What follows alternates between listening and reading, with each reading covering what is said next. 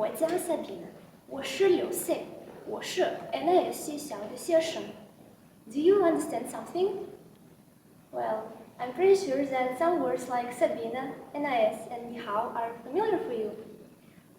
My name is Sabina, I'm 16 years old, and I'm a student of NIS.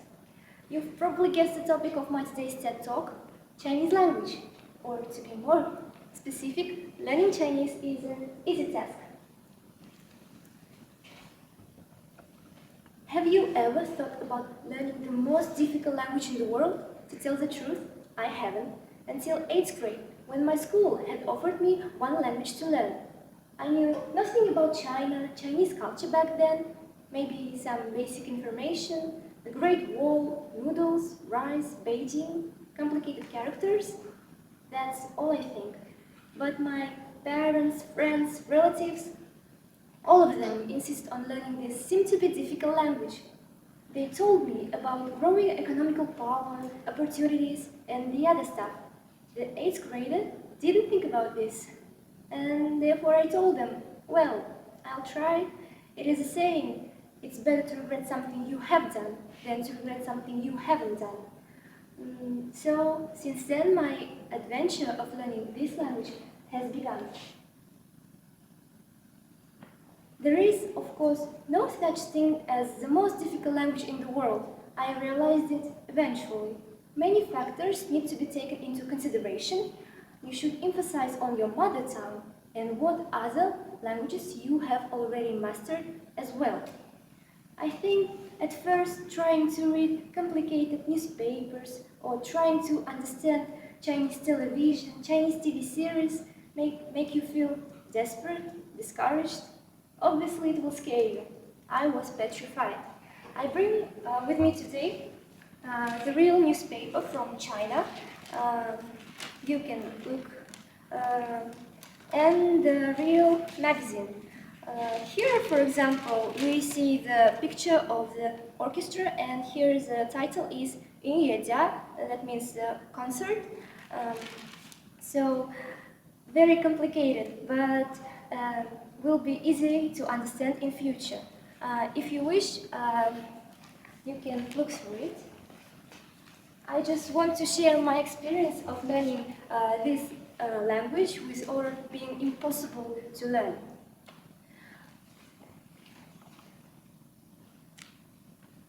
For beginners, you should know that you can start speaking Chinese very fast in a short period of time, because there is such thing as pinyin, or we can call it alphabetical form, transcription of each character. Pinyin is fully phonetic, and there are only 400 different syllables, compared to Western languages, not so much. For example, you don't know the character, you don't know how to write the character, but if you know the pinyin, you can pronounce it. For example, this is the character, the word ma, which means horse. So if you know pinyin with help of it, you can start to speak with native speakers, and you will understand what they talk about, actually. But it may be difficult to comprehend Chinese tones.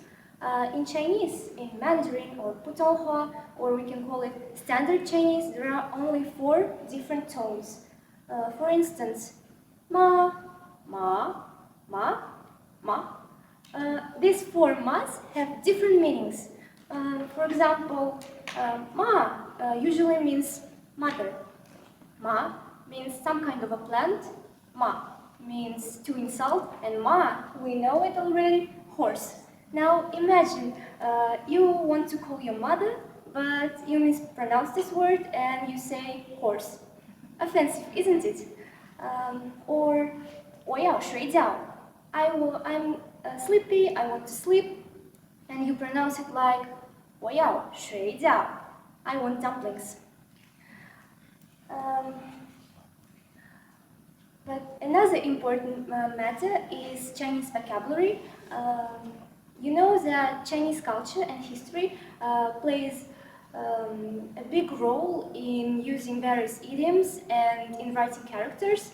It's captivating process and easy to understand because meaning simplifies the process of learning, and you will immediately realize that Chinese vocabulary is combination of characters you've learned before.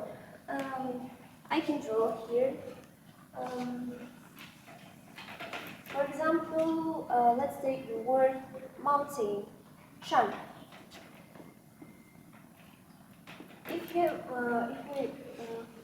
We can make an association with the Chinese pictograms, ideograms. For example, this shan looks like the real mountain, and it's easy to memorize it. Another character, for example, is fire, huo. We can draw it like the fire with flames, I think. And now I told you about the combination. If we add this huo and with mountain, we will get the fire and the mountain.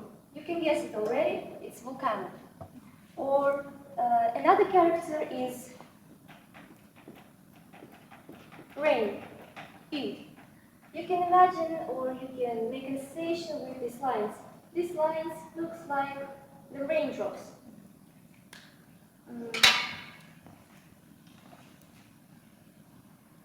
I told you already about YouTube videos or not.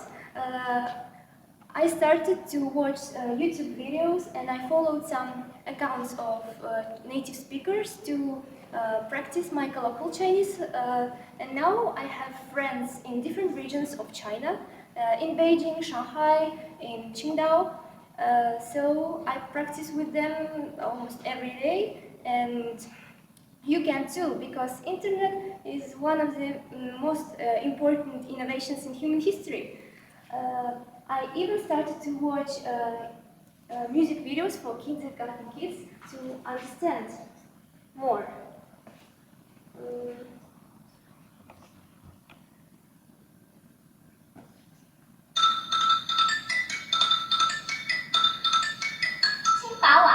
我们祝你圣诞快乐，祝你新年快乐。